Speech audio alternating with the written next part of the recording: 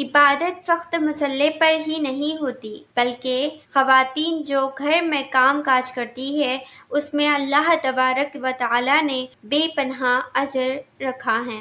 اس کا سب کام عبادت میں لکھا جاتا ہے، پر شرط یہ ہے کہ ہم خواتین کام کاج کو بوجھ یا مصیبت تصور نہ کریں بلکہ اس سے آگے بڑھ کر اس میں جو ثواب اللہ تعالیٰ نے رکھا ہے اس پر غور کریں اور اچھی نیت کر لیں کہ یہ کام وہ اللہ کی رضا مندی کے لیے کر رہی ہیں، تو پھر اسی گھریلو کام میں اللہ تعالیٰ بے پناہ ثواب اور برکتیں عطا فرماتا ہے، جس سے تمام گھر برکتوں سے مالا مال ہو جاتا ہے۔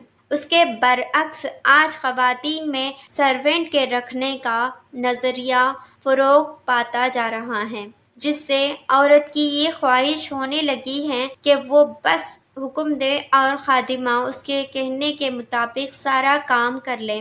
اس سے ہوگا یہ کہ جب ہمارا بدن کام کی مشقت برداشت نہیں کرے گا تو ہم اس اجر عظیم سے محروم ہو جائیں گے جو اللہ نے ہر کام کے کرنے میں بدن کے مشقت اٹھانے پر رکھا ہے۔ تبھی تو سیدینہ کائنات فاطمہ زہرا رضی اللہ تعالیٰ عنہا خود گھر کے تمام کام اپنے مبارک ہاتھوں سے کیا کرتی تھی۔ اگر اس میں اتنا اجر نہ ہوتا تو ضرور سرکار دو عالم صلی اللہ علیہ وسلم حضرت علی رضی اللہ تعالیٰ عنہ کی خواہش پر باندھی عطا فرماتے، لیکن سیدہ کائنات رضی اللہ تعالیٰ عنہا کی حیات طیبہ تو مثال تھی۔ آپ رضی اللہ تعالیٰ عنہا نے اپنے عمل کے ذریعے بابا جان کی امت کی عورتوں کو پیغام دیا تھا کہ گھر کے کام میں بھی بڑی عبادت ہے۔ ہم جو کھانا بناتے ہیں، کپڑے دھوتے ہیں، گھر کی صفائی کرتے ہیں اور جھاڑو لگاتے ہیں اور بچوں کی پرورش کرتے ہیں تو خود جنت کی بشارت ہیں۔ ان سب سے ہمیں دگنا اجر حاصل ہوتا ہے۔ آپ کا پکایا ہوا کھانا کھا کر، آپ کے دھوئے ہوئے کپڑے پہن کر مرد حضرات جو نماز پڑھتے ہیں اور جس بھی طرح کے نیک کام کرتے ہیں ان کو ان کی عبادت کا ثواب ملے گا اور آپ کو بھی ان کی ساری عبادتوں کا ثواب ملے گا، اور گھر کا کام خود کرنے والی خواتین کو اپنی عبادت کا بھی ثواب پائے گی اور ان تمام لوگوں کی عبادتوں کا ثواب بھی پائے گی جن کے انہوں نے کام کیے۔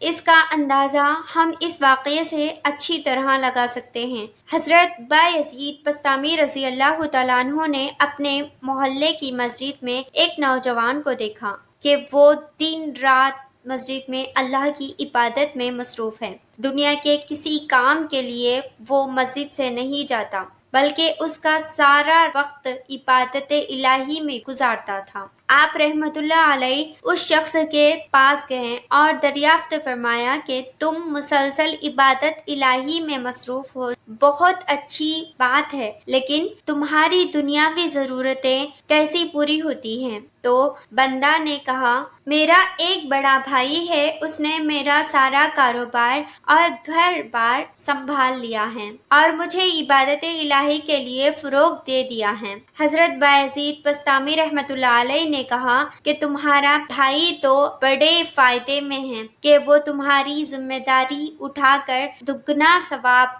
حاصل کر رہا ہے۔ وہ اپنی عبادتیں تو کر رہا ہے، ساتھ ہی ساتھ تمہاری ساری عبادتوں کا ثواب بھی حاصل کر رہا ہے۔ تو معلوم ہوا کہ خاتون خانہ جو بھی اللہ کی عبادت کرتی ہے اور گھر کے کام کاج بھی کرتی ہے تو وہ دوہرے ثواب کی حقدار ہو جاتی ہے۔ اسی لیے گھر کے کام میں پسینہ بہانا اور مشقت اٹھانا ایسا ہے جیسے عشاء کے وضو سے فجر کی نماز کی عبادت کا اجر پانا۔ شائستہ عورت ہزار ناشستہ مردوں سے بہتر ہے۔ جو عورت بھی شوہر کی بھلائی کے لیے 7 دن کام کرتی ہے، اللہ اس پر جہنم کے 7 دروازے بند کر دیتا ہے اور جنت کے 8 دروازے کھول دیتا ہے۔ وہ جس دروازے سے بھی چاہے جنت میں داخل ہو جائے۔ جو عورت ذکر کرتے ہوئے اپنے گھر میں جھاڑو دے،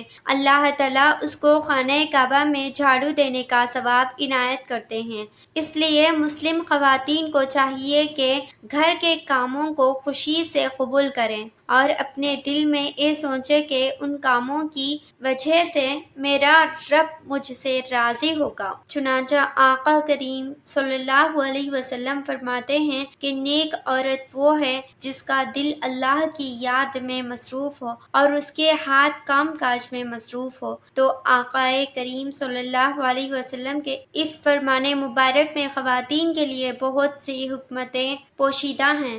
ہمیں اس بات کا ثبوت ملتا ہے کہ جب آپ نے اپنی لاڈلی بیٹی سیدہ کائنات کا نکاح حضرت علی رضی اللہ تعالیٰ عنہ سے فرمایا تو دونوں کو بٹھا کر نصیحت کی اور ذمہ داری لگائی کہ اے علی، باہر کے جتنے کام ہوں گے وہ آپ کرو گے اور گھر کے اندر کے سارے کام فاطمہ کرے گی۔ پھر آپ نے اپنے والد گرامی کی نصیحت کا اس قدر خیال رکھا کہ گھر کے کاموں کے سبب ہاتھوں پر چھالے آ جاتے، سارے کپڑے اور بدن غبار آلود ہو جاتا، یہاں تک کہ جانوروں کو چارہ ڈالنے اور پانی پلانے کا کام بھی آپ ہی سنبھال رکھا تھا۔ مشکیزیں اٹھاتے اٹھاتے کاندھے کی کھال زخمی ہو گئی تھی، لیکن آپ کے لبوں پر کبھی کام کے بوجھ کا شکوہ نہ تھا۔ آپ سارے کاموں کے ساتھ ساتھ قرآن کی تلاوت اور ذکر الہی بھی کیا کرتی تھی۔